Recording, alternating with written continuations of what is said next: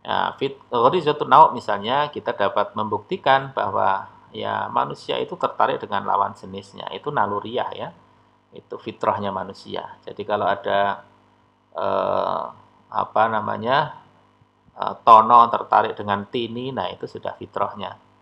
Ada Joko tertarik dengan Tuti, ya itu fitrahnya. Yang tidak sesuai dengan fitrahnya, nah, itu misalnya ada Joko tertarik dengan Joni, nah kira-kira begitu. Fitrahnya manusia itu ghorizatul nau, tertarik dengan lawan jenis. Yang kedua, rizatul bako, tadi manusia itu hidupnya pengen prestis, pengen nyaman, pengen enak, punya jabatan, punya rumah, punya mobil. Dan itu dapat dibuktikan ketika kita belanja ke mall misalnya, maka kalau tidak mengingat tipisnya dompetnya, seolah-olah semua ada yang ada di mall itu ingin kita beli semua. Biar hidup kita itu enak, hidup kita itu nyaman. Nah, itu namanya naluri kehidupan ya. Ghorizatul bako. Nah, yang ketiga adalah fitrah ya, beragama, fitrah bertuhan. Ghorizatul tadayun, fitrah untuk mengkultuskan sesuatu yang kita anggap maha melindungi, maha memberikan perlindungan, ya maha mengatur kehidupan kita. Nah, itu namanya fitrah bertuhan. Nah, ini pembuktiannya sangat mudah ketika manusia menghadapi situasi yang genting, itu biasanya fitrah ini muncul. Nah, misalnya ketika kita menghadapi peristiwa gempa misalnya, gempa 5 atau 6 skala Richter, kita sudah panik gitu. Nah, saat itu kita menyebut Allah, Allah, Allah gitu. Allahu Akbar gitu ya. Takbir, ada yang innalillah ya, astagfirullah ya. Jadi Allah itu kita sebut. Karena ketika kondisi genting begitu, ya fitrah itu muncul. Ya, kita menginginkan ada zat yang maha melindungi kita. Nah, kalau orang Islam ya Allah yang disebut. Mungkin kalau orang-orang Kristen, orang Katolik ya haleluya atau menyebut Tuhan mereka, Tuhan Yesus misalnya. Nah, kalau orang-orang Kejawen ya kukuh bakuh, nah, kira-kira begitu. Jadi situasi genting itu memunculkan fitrah bertuhan. Nah, sehingga wujud Allah, bahwa keberadaan Allah itu salah satunya bisa dibuktikan dengan fitrah yang ada pada diri manusia. Nah, penjelasannya yang pertama dalil fitrah, yang tadi sudah saya jelaskan ya, saya kira tidak perlu panjang.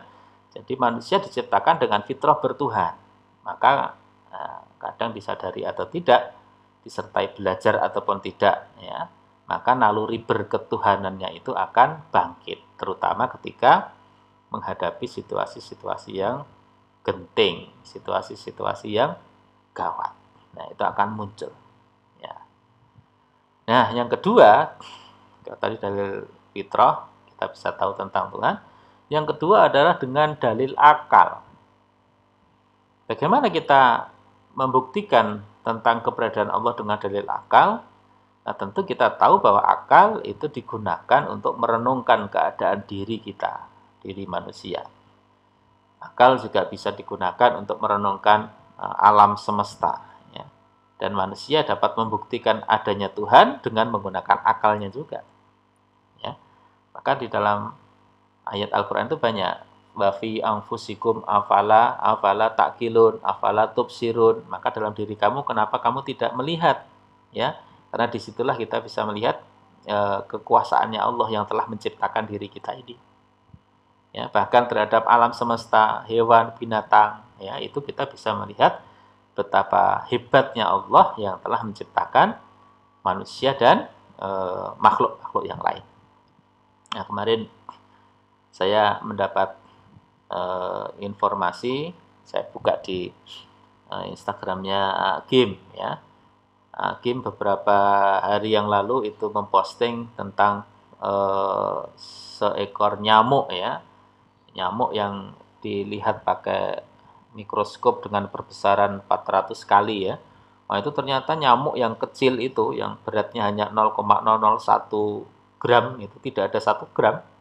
Itu ternyata kalau dilihat pakai mikroskop itu, nyamuk itu punya 100 mata. Jadi matanya itu ada 100. Nah, nanti saya share itu gambarnya. dia juga punya jantung dengan 2 buah biliknya, dia punya kemampuan apa namanya apa itu memisahkan antara darah yang lembut dengan darah yang keras ya, karena badannya yang kecil tentu dia hanya bisa nyedot darah-darah yang halus dan lain sebagainya dan lain sebagainya. Nah, ketika kita mengamati diri kita sendiri, kemudian makhluk yang lain, sebetulnya dengan akal kita bisa membuktikan kalau Tuhan itu ada. Siapa coba yang bisa menciptakan makhluk sekecil itu ya, sebagai bukti apa namanya kehebatan dari dirinya selain Allah tentu. Allah bisa. Maka dalam surat Al-Baqarah kalau teman-teman baca, innallaha la yastahyi ayyadriba masalam ba'udatan fama fauqaha. Allah itu tidak malu membuat perumpamaan dengan seekor nyamuk ya. Nah, nyamuk itu pun adalah ciptaannya.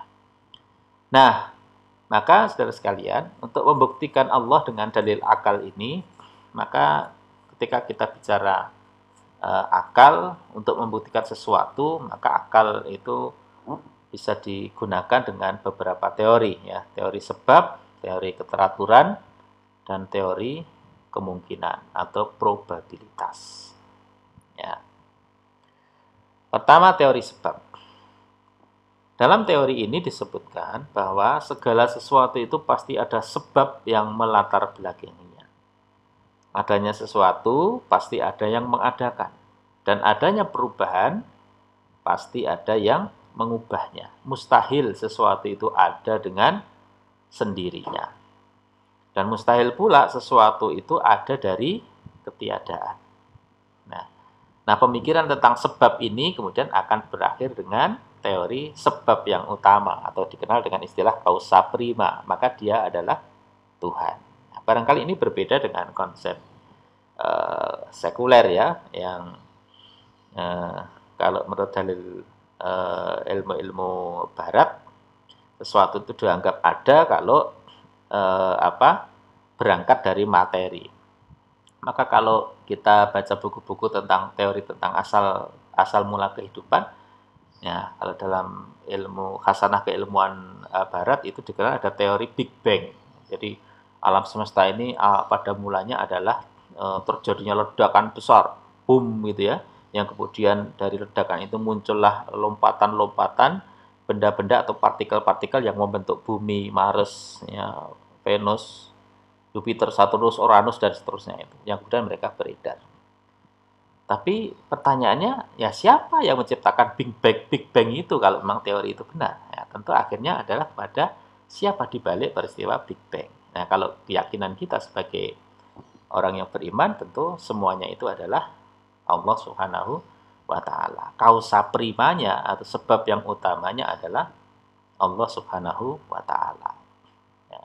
Kalau ilmuwan barat ya teori Big Bang itu selesai ya. Pokoknya asal mula kejadian alam semesta ini teori Big Bang, yang meledaknya sesuatu ya, yang dari situlah kemudian muncul planet-planet. Nah, yang kedua adalah teori keteraturan. Ya.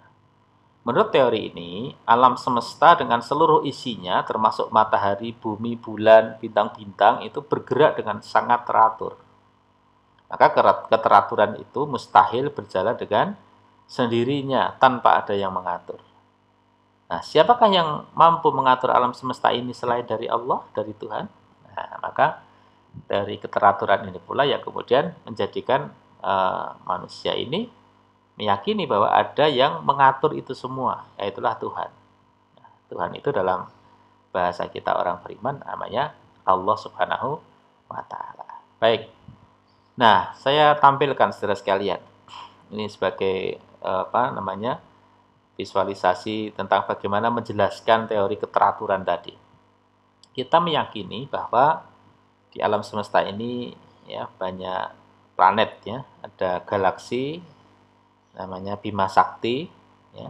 Konon di alam semesta ini ada jutaan galaksi. Nah, dalam galaksi itu salah satunya galaksi Bima Sakti ada sekian banyak benda-benda langit, planet-planet ya. Nah, yang kita kenal ada Merkurius, matahari, Merkurius, Venus, Bumi, Mars, Jupiter, Saturnus, Uranus, Neptunus, Pluto, ya gitu ya. Nah, gambar yang ada di tayangan ini adalah ukuran sebenarnya, perbandingan dari planet-planet tadi dalam ukuran yang sebenarnya, tentu pakai skala ya, saudara sekalian. Nah, kita lihat di sini ada Bumi, ada Venus, ada Mars, ada Merkurius, ada Pluto. Jadi posisi kita sekarang itu di bumi ini ya. Dan kita ada di Indonesia ini. Ini ada Kalimantan, ada Sumatera, ini Jawa, ini Sulawesi ya. Kita ada di sini kira-kira. Ini dibandingkan dengan 4 planet yang lain. Coba kita lihat berikutnya. Nah, kalau dibandingkan dengan 4 planet yang lain tadi, Pluto, ya, Mars dan sebagainya, Bumi nampak sebagai planet yang paling besar. Tapi ternyata ketika Bumi yang kita huni ini dibandingkan dengan 4 planet yang lain, yaitu Uranus, Neptunus, Jupiter, dan Saturnus, Bumi ini merupakan planet yang sangat kecil. Kita sudah mulai kehilangan ini, kira-kira Indonesia ada di mana, sudah tidak kelihatan, kira-kira begitu ya.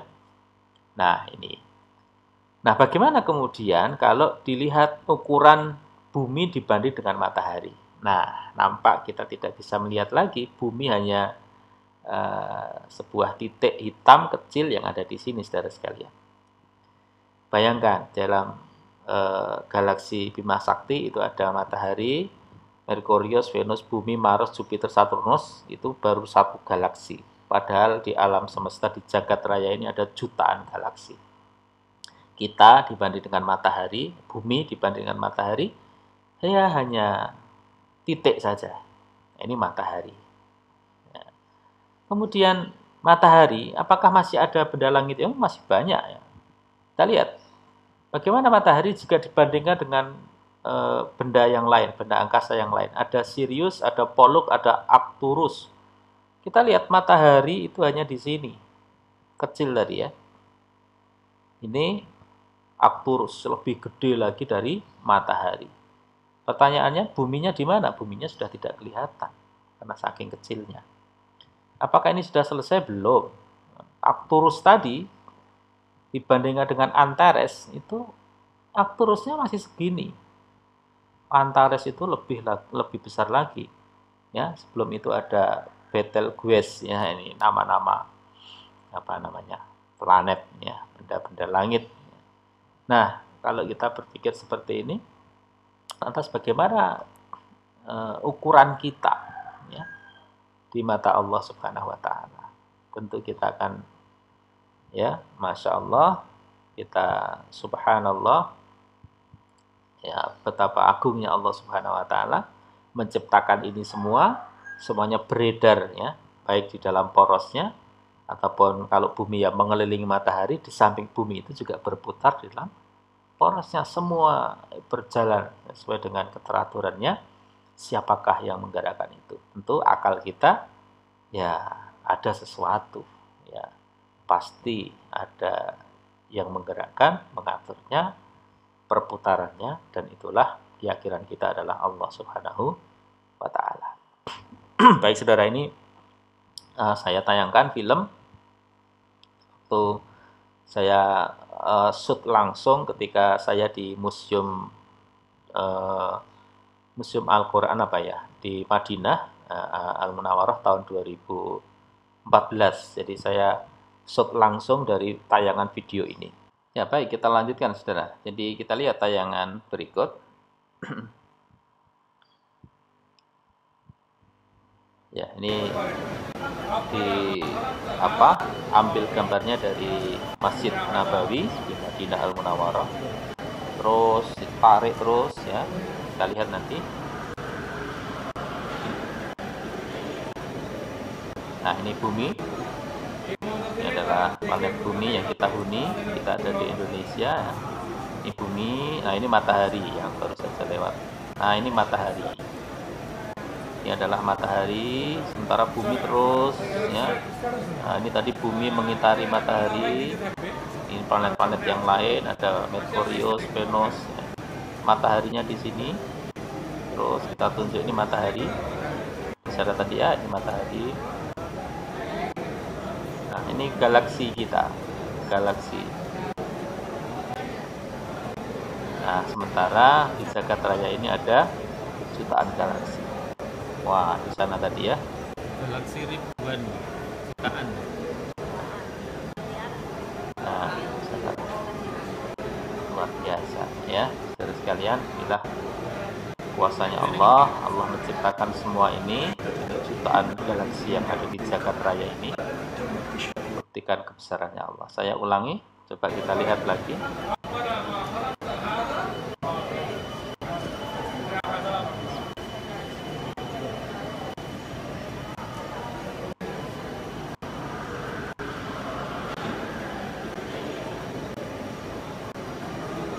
Yaitu bumi kita mulai kelihatan bentuknya. Ya, ini planet-planet yang lain. Nah, ini mataharinya yang dikelilingi oleh bumi dan planet-planet yang lain.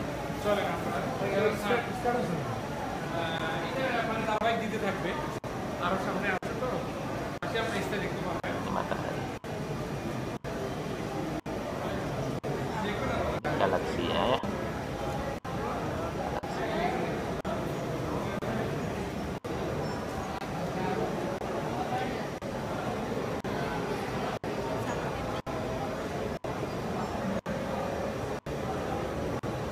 Galaksi ribuan, jutaan.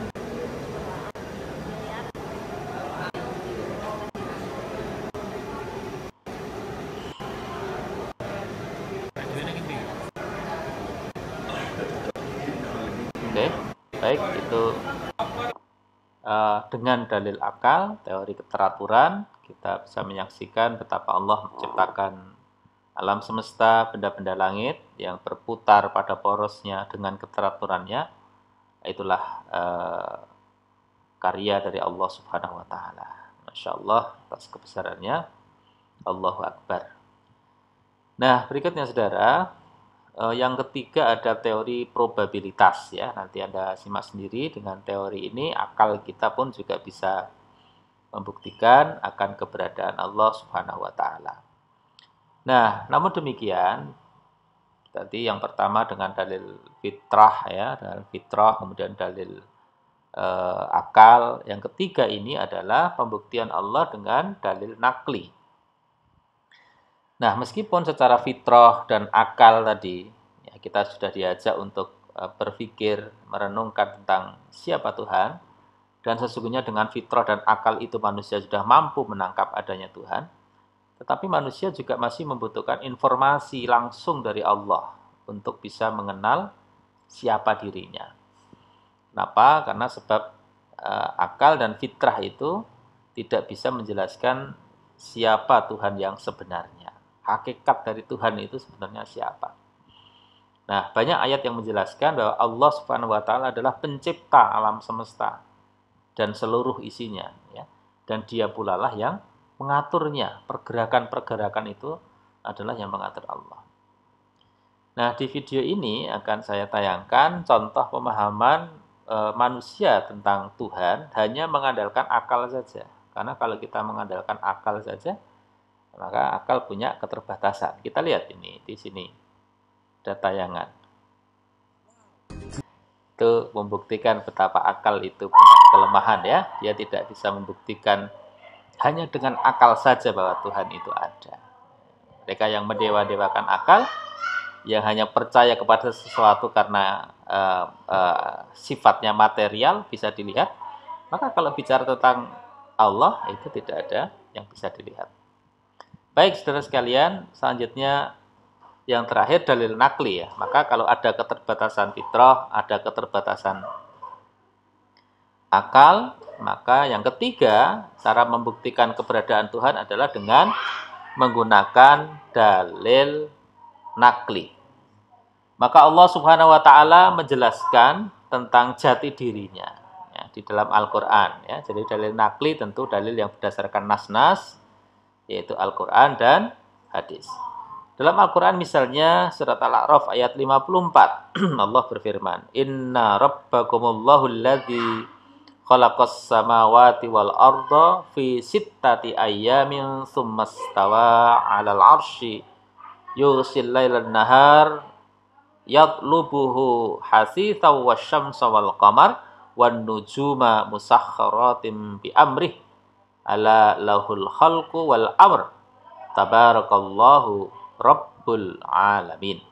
Nah, di sinilah Allah menjelaskan siapa dirinya. Allah berfirman, sesungguhnya Tuhan kamu ialah Allah yang telah menciptakan langit dan bumi dalam 6 masa. Lalu dia bersemayam di atas ars. Dia menutupkan malam kepada siang yang mengikutinya dengan cepat. Dan diciptakannya pula matahari, bulan, bintang-bintang yang masing-masing tunduk kepada perintahnya. Ingatlah, menciptakan dan memerintah hanyalah hak Allah. Maha suci Allah, Tuhan semesta alam. Nah, di sini dijelaskan siapa yang menciptakan semua itu Allah, ya. Dan yang menciptakan, memerintahkan itu hanyalah haknya Allah Subhanahu wa ta'ala. Maka Maha suci Allah, tabarakallah, ya. Nah, Tuhan semesta alam yang telah menciptakan itu semua untuk kita manusia. Nah, baik saudara, inilah materi kita tentang konsep Tuhan di dalam Islam dan bagaimana kita membuktikan keberadaan Tuhan.